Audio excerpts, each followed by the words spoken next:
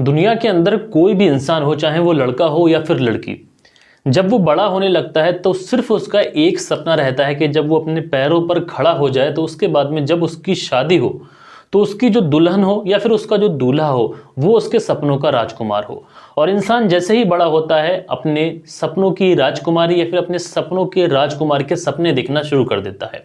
और दोस्तों, आज की इस घटना के अंदर आप लोग सुनेंगे कि एक व्यक्ति जिसकी शादी होती है उसकी ही पसंद की खूबसूरत लड़की के साथ में, लेकिन जब वह उस लड़की के साथ में सुहागरात मनाने के लिए जाता है तो पता चलता है कुछ ऐसा होता है कि वो लड़का चाहता है कि कैसे भी करके सुबह हो जाए और वो इस लड़की से तलाक ले ले।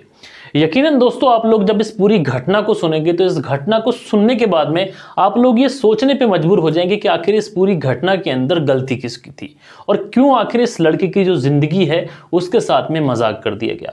तो क्या हुआ था दोस्तों इस पूरी घटना के अंदर, इस घटना की सच्चाई जानने के लिए आप लोग हमारी वीडियो में अंत तक बने रहिएगा। दरअसल दोस्तों, ये जो घटना मैं आप लोग को सुनाने जा रहा हूँ ये घटना है बिहार प्रदेश की। बिहार प्रदेश का एक जिला है गोपालगंज और गोपालगंज जिले का एक थाना है बरौली। और यहीं पर दोस्तों एक परिवार रहता है। इस परिवार के अंदर काफ़ी ज़्यादा हलचल तेज़ है। इस परिवार का जो मुखिया है वो घर में सब लोगों को आवाज़ें लगा रहा है कि तुम अभी तक तैयार नहीं हो। दरअसल इस परिवार के जो लोग हैं ये अपने बेटे के लिए आज एक लड़की देखने जाने वाले थे और जिस बेटे के लिए ये लड़की देखने जाने वाले थे उस बेटे का नाम है अरुणेश कुमार। और दोस्तों, अरुणेश कुमार से भी उसके पिता कहते हैं कि तुम अभी तक तैयार नहीं हुए। तो अरुणेश कुमार अपने पिता से कहता है कि पिताजी बस मैं तैयार होने ही वाला हूँ। और अरुणेश कुमार जो होता है वो मन ही मन बहुत ज़्यादा प्रसन्न होता है। उसके अंदर मानो जैसे उसके खुशी के लड्डू फूट रहे हैं। वो बहुत ज़्यादा खुश था क्योंकि आज वो अपनी होने वाली धर्म पत्नी को देखने जा रहा था और उसके बाद में उसकी शादी हो जाती तो उसकी जो ज़िंदगी है बहुत अच्छी होने वाली थी। ऐसे ख्याल अरुणेश कुमार के मन में आ रहे थे। और उसके बाद में ये परिवार वाले जो होते हैं सब तैयार होने के बाद में सब लोग इकट्ठा होकर जो लड़की देखने के लिए निकल जाते हैं। उसके बाद में ये पहुंचते हैं जो कि लड़की जो रहने वाली थी सिंधवलिया की। वहां पर पहुंचने के बाद में जब ये उस घर में एंटर करते हैं, बैठते हैं, लोगों का स्वागत होता है। उसके बाद में इन सारे ही लोगों की नज़रें जो होती हैं वो एक लड़की पे टिक जाती हैं। दरअसल एक लड़की जो एंटर होती है जिसके हाथ में ट्रे होती है और उसके ट्रे के अंदर कुछ पानी के गिलास रखे होते हैं। उसके साथ में उसकी कुछ सहेलियाँ और कुछ बहनें वगैरह होती हैं। वो लड़की बढ़ती हुई आती है शर्माती हुई और मानो इशारों ही इशारों में कहती है कि पानी पी लीजिए। और उसके बाद में दोस्तों अरुणेश कुमार जो होता है ये शर्माते हुआ उस पानी के गिलास को उठाता है और जैसे ही ये बोलता है कि पानी देने के लिए शुक्रिया, तो वो जो लड़की होती है वो मन ही मन कुछ ऐसा जवाब देती है उस शुक्रिया का कि अरुणेश कुमार का जो दिल होता है वो उस लड़की के ऊपर पिघल उठता है। अब अरुणेश कुमार को वो लड़की पसंद आ जाती है। अरुणेश कुमार मन ही मन मुस्कुरा रहा होता है और दोस्तों इसकी इस मुस्कुराहट को उसके पिताजी देख रहे होते हैं। उसके पिताजी समझ जाते हैं कि उनके बेटे को ये लड़की पसंद है। जब बेटे को लड़की पसंद होती है तो पिताजी का चेहरा जो होता है वो भी खिल उठता है और पिताजी के खिले हुए चेहरे को देख के बाकी फैमिली वाले लोग भी ये समझ जाते हैं कि लड़की पसंद आ गई है। और उसके बाद में दोस्तों ये लोग लड़की को पसंद कर लेते हैं और ये लोग अपने घर चले आते हैं। घर आने के बाद में अरुणेश कुमार के मन में उस लड़की के जो ख्याल थे वो जाने का नाम नहीं ले रहे थे। वो लड़की जो चाय लेके आ रही थी, ट्रे उसके हाथों में थी, वो उसका शर्माना सब अरुणेश कुमार को याद आ रहा था और वो जल्दी से उस लड़की के साथ में अपनी ज़िंदगी गुजारने के सपने देखने लगता है। और उसके बाद में दोस्तों समय गुजरता जाता है और फिर वो तारीख आती है जब ये लोग उस घर पर जाते हैं दोबारा से तारीख लेने के लिए। और दोस्तों जो शादी की डेट फिक्स की जाती है वो की जाती है 21 अप्रैल 2022 के दिन। और आखिरकार दोस्तों समय गुजरता है, समय किसी के लिए नहीं रुकता और वो दिन भी आ जाता है 21 अप्रैल 2022 का, जब अरुणेश कुमार अपनी बारात लेकर उस लड़की के द्वारे पर पहुंच जाता है। और उसके बाद में दोस्तों वहां पर जब ये बारात जाती है तो इस बारात का बहुत ही धूमधाम से स्वागत किया जाता है क्योंकि लड़की वाले जो थे वो पैसे में काफ़ी अच्छे थे।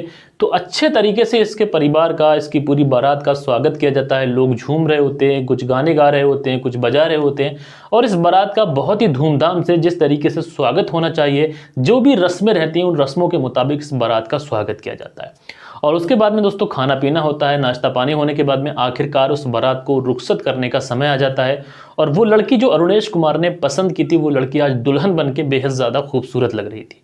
और उसके बाद में दोस्तों इनकी जो बारात है वो वापस आ जाती है और घर में जो मेहमान थे रात के समय वो सोने के लिए इधर उधर जाने लगते हैं। लेकिन अरुणेश कुमार के मन में यही चल रहा था कि कैसे करके ये मेहमान सो जाएं, उसके बाद वह अपनी पत्नी के पास जाए, उससे ढेर सारी बातें करे और एक नई जिंदगी अपनी पत्नी के साथ शुरू करे। और उसकी जो पत्नी होती है वो भी अपने पति का इंतजार देख रही होती है। और वो समय आता है जब अरुणेश कुमार अपनी पत्नी के रूम में इंटर करता है, और रूम में इंटर करने के बाद में दोस्तों ये दोनों बातें करते हैं। और वो समय आता है जब एक पति अपनी पत्नी के साथ में सुहागरात जैसी रस्में निभाता है, लेकिन जो पत्नी थी वो उस रात को टालना चाह रही थी। लेकिन कहते हैं ना कि ये चीज़ें टाली नहीं जा सकती, इसलिए वो समय आता है और अरुणेश कुमार जब सुहागरात मनाने के लिए अपनी पत्नी के साथ में जाता है तो जैसे ही अपनी पत्नी को देखता है वो दंग रह जाता है। दरअसल उसकी जो पत्नी थी वो पत्नी लड़की थी ही नहीं, वो एक किन्नर थी। अब जैसे ही अरुणेश कुमार ये देखता है तो वो घबरा जाता है, उसके पांव तले से ज़मीन खिसक जाती है। वो सुबह होने का इंतज़ार करता है। वो सोचता है कि मैं इस लड़की के बारे में किसी से कहूँ या ना कहूँ, मेरी भी समाज में बहुत ज़्यादा बेइज्जती होगी, और ऐसा ना हो कि किसी से कह देने की वजह से इस लड़की की या फिर जो भी कहें इसको, उसकी ज़िंदगी ख़राब हो जाए। और उसके बाद में दोस्तों आखिरकार सुबह होती है जैसे तैसे करके, और लड़का जो होता है वो अपने पिताजी से सारी बात बताता है। अब जब पिताजी को ये बात पता चलती है तो पिताजी से होते हुए ये बात उसकी माँ तक पहुँचती है और रिश्तेदारों में पहुँचती है, और होते करते ये बात पूरे घर में, मेहमानों में और गाँव में भी फैल जाती है। और ये बात होते करते आखिरकार लड़की वालों के घर तक भी पहुंच जाती है, और लड़की वाले जब इस बात को सुनते हैं तो वो लड़के वालों से ज़्यादा सन्न रह जाते हैं। दरअसल लड़की वालों को ये पता ही नहीं था कि उनकी लड़की किन्नर है। अब दोस्तों लड़का परेशान है, ये करे तो करे क्या, जाए तो जाए कहाँ। उसके बाद में ये अपने पिताजी को लेता है और पुलिस स्टेशन पहुंचता है। पुलिस स्टेशन में जाने के बाद में ये सारी बात बताता है, लेकिन वहां से भी कोई सही कार्रवाई नहीं होती है, इसलिए ये लड़का कोर्ट पहुंच जाता है। और कोर्ट में पहुंचने के बाद में ये लड़की वालों के परिवार में 7 लोगों के खिलाफ रिपोर्ट लिखाता है और कहता है कि इन लोगों ने मुझे धोखा दिया है, जबकि शादी एक ऐसा बंधन है जो सच्चाई की बुनियाद पर रखने चाहिए। और इन्होंने मुझसे इतना बड़ा झूठ बोल दिया कि इनकी लड़की किन्नर है और उन्होंने मेरी शादी इससे कर दी। उसके बाद में कोर्ट जब इस पूरे मामले को संज्ञान में लेता है, पुलिस को आदेश दिया जाता है इस पूरे मामले की छानबीन की जाए। उसके बाद में दोस्तों लड़की वाले के परिवार के 7 लोगों के खिलाफ FIR लिखी जाती है और उसके बाद में इस पूरे मामले की जांच की जाती है। दरअसल दोस्तों इस घटना को सुनने के बाद में आप लोगों ने देखा कि यहाँ पे आखिर गलती किसकी है, गलती लड़की वालों की है या फिर खुद लड़की की। दोस्तों लड़की वालों की गलती हो या ना हो, लेकिन लड़की की गलती जरूर है। अगर लड़की को यह पता था कि वो एक सामान्य महिला नहीं है तो अपने परिवार में अपनी बहनों या फिर माँ, चाची, ताई जिसे भी चाहती थी वो बता सकती थी। अगर ये रिश्ता सच्चाई की बुनियाद पर रखा गया होता तो शायद ये रिश्ता लंबा चलता और इस रिश्ते को टूटने में मात्र कुछ घंटे का समय ही लगा। दोस्तों आप लोग इस पूरी घटना के बारे में क्या कहना चाहते हैं, अपनी राय नीचे कॉमेंट्स बॉक्स में बताइएगा। हम लोग मिलेंगे हमारी किसी और वीडियो में किसी और सच्ची घटना के साथ। जब तक के लिए अपना ख्याल रखें। जय हिंद, जय भारत।